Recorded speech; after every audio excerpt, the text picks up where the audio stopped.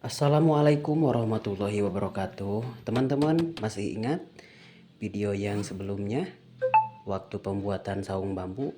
Ini kelanjutannya.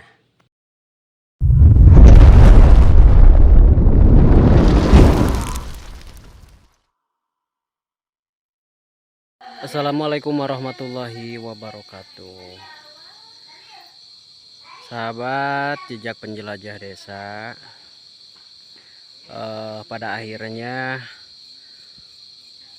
saung bambu kita sudah selesai. Nah,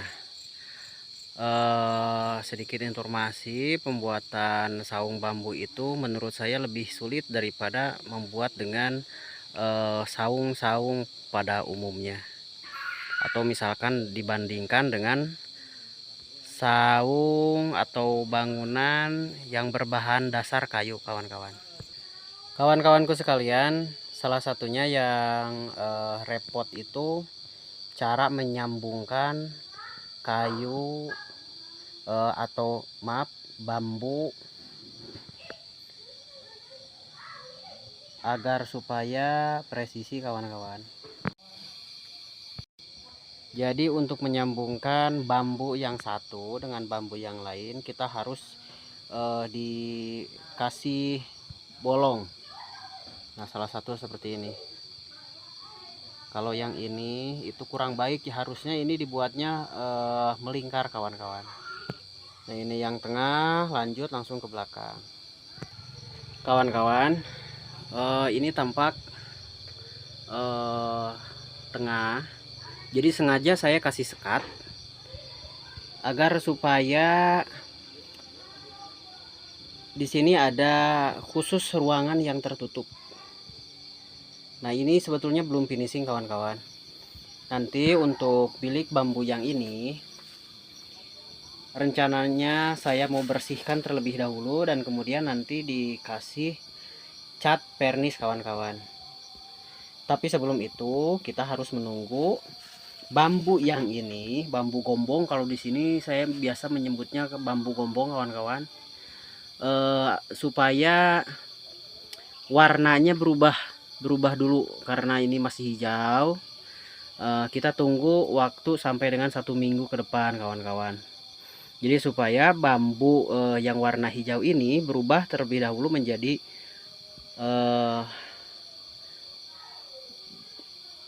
warna apa sih? Berubah warna supaya jadi kering, kawan-kawan. Nah, contoh yang kering seperti ini, kawan-kawan. Seperti itu. Kalau misalkan bambunya ini sudah berubah warna, baru kemudian kita kasih vernis, kawan-kawan. Nah, nanti ini saya bersihkan jadi supaya kelihatannya itu lebih cantik, kawan-kawan.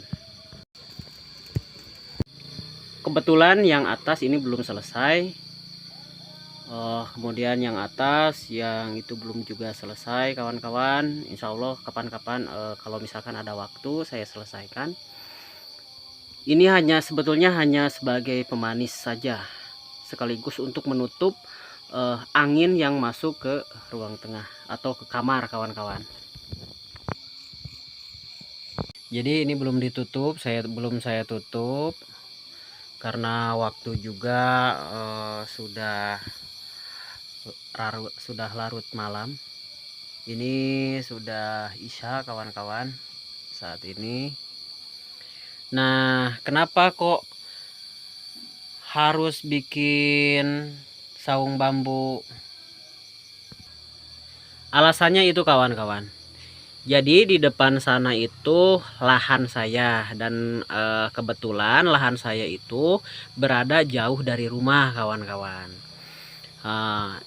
Di sana memang ada rumah, tapi lumayan sedikit jauh, kawan-kawan, dari sini. Jadi rencananya saung bambu ini selain digunakan untuk nanti menyepi, ini juga dipergunakan buat beristirahat ketika kami berkebun. Begitu, kawan-kawan. Jadi sebetulnya pembuatan saung bambu ini bukan hanya dibuat untuk bersenang-senang saja kawan-kawan, enggak ya.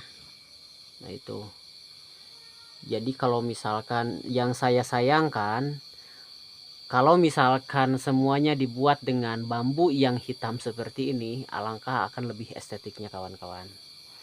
Nah, saung bambu ini dibuat hampir 99% menggunakan bambu. Namun ada beberapa yang kita gunakan kayu untuk menjaga usia kedepannya kawan-kawan. Salah satunya contoh seperti itu.